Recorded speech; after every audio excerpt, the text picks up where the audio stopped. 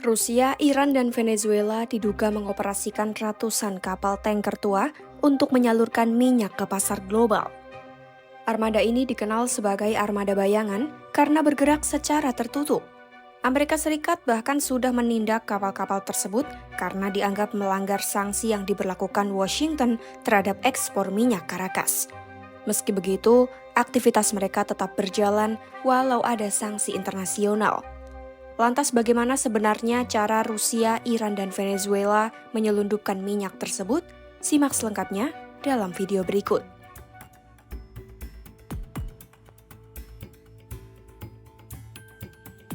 Melansir The Wall Street Journal, Rusia, Iran, dan Venezuela membangun jaringan penyelundupan minyak dengan mengandalkan armada kapal tanker tua yang dikenal sebagai armada bayangan. Kapal-kapal ini digunakan untuk mengangkut minyak yang terkena sanksi ke berbagai belahan dunia. Mereka juga menyimpannya di laut sebagai tempat penimbunan terapung. Sebagian besar kapal dalam armada ini berusia lebih dari 20 tahun. Karena usianya, kapal tersebut lebih mudah dibeli dengan harga murah dan tidak lagi digunakan dalam perdagangan resmi. Kapal tua juga cenderung tidak memiliki asuransi yang memadai dan tidak terawasi ketat oleh otoritas maritim internasional. Untuk menghindari pemantauan, operator kapal sering mematikan sistem pelacak ais atau alat yang biasanya digunakan untuk menunjukkan posisi kapal di laut secara real-time. Saat ais dimatikan, kapal seakan-akan hilang dari radar global. Dalam banyak kasus, kapal-kapal ini berlayar menuju titik pertemuan di laut terbuka seperti di Laut Jepang, Laut Hitam, atau perairan dekat Karibia. Di lokasi tersebut mereka melakukan pemindahan minyak antar kapal atau ship-to-ship transfer. Contohnya, kapal Kapitan Kostishev memindahkan sekitar 700.000 barel minyak mentah Rusia ke kapal Juntong di Laut Jepang setelah kedua kapal mematikan transponder mereka. Pemindahan ini terdeteksi melalui data satelit dan layanan pelacakan Kepler. Pemindahan di laut terbuka membuat asal minyak menjadi sulit dilacak karena muatan tidak lagi terkait langsung dengan pelabuhan atau negara asal. Setelah itu, kapal penerima akan melanjutkan perjalanan ke negara tujuan dengan identitas yang sudah diubah. Untuk makin mengaburkan jejak, nama kapal sering diganti dalam waktu singkat. Sebuah kapal bisa memiliki beberapa nama dalam satu tahun, seperti kasus Marinera yang sebelumnya bernama Bella 1, Neofit, dan Yanis.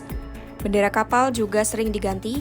Banyak kapal armada bayangan menggunakan bendera kemudahan dari negara kecil seperti Kamerun, Komoro, Gabon, Panama, atau Sierra Leone. Negara-negara ini menawarkan biaya pendaftaran murah, pajak rendah, dan pengawasan yang longgar. Dalam sistem maritim internasional, negara bendera bertanggung jawab atas keselamatan kapal dan kesejahteraan awak. Namun dalam praktiknya, negara-negara kecil ini sering tidak mampu atau tidak mau menegakkan aturan secara ketat. Kapal-kapal armada bayangan juga sering memalsukan data lokasi mereka. Ada kapal yang menyiarkan sinyal seolah-olah berada di dekat Nigeria, padahal sebenarnya berada di perairan Karibia. Taktik ini digunakan untuk mengecoh sistem pemantauan internasional.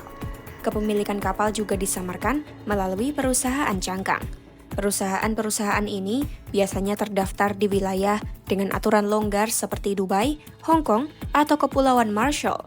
Dengan cara ini, identitas pemilik sebenarnya sulit dilacak. Minyak yang diselundupkan pun tidak selalu langsung dikirim ke pelabuhan. Sebagian disimpan di atas kapal dalam waktu lama sebagai gudang terapung sambil menunggu pembeli yang siap menerima minyak tersebut. Negara tujuan utama minyak ini antara lain China dan India. China diketahui merupakan importir minyak terbesar di dunia, sekaligus pembeli terbesar minyak Rusia.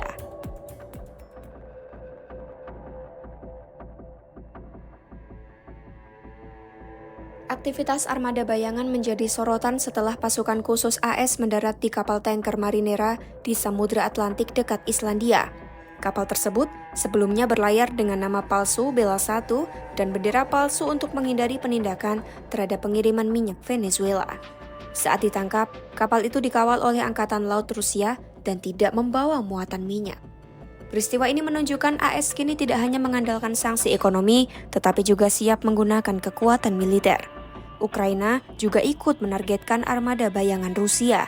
Pada November 2025, Angkatan Laut Ukraina dan Badan Keamanan SBU menyerang 2 kapal tanker di Laut Hitam dengan drone karena membawa minyak Rusia.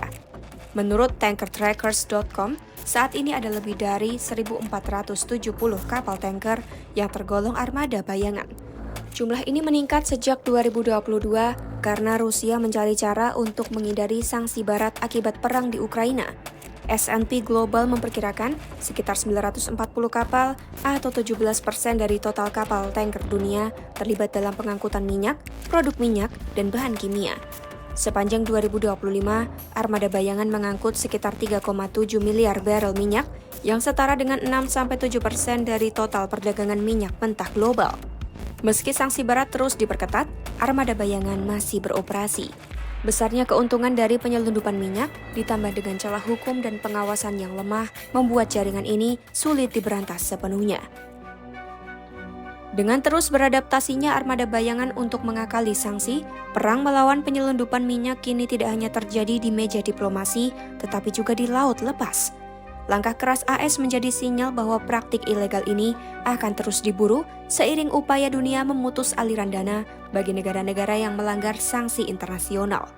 Pantau terus perkembangannya hanya di YouTube Kompas.com.